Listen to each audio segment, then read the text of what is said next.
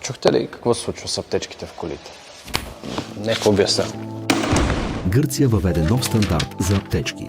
Официална министерска заповед. Влиза в сила 1 януари 2027 година.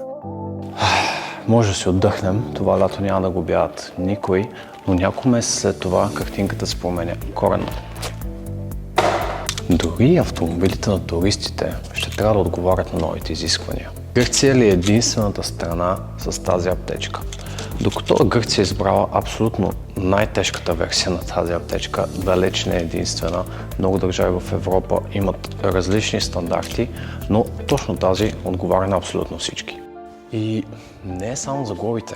Тук наистина има неща, които могат да ви спасят живота. Например, изотермичното дело наистина е доказано, че помага. Разработено по космическа технология на НАСА, отразява до 90% от телесната топлина.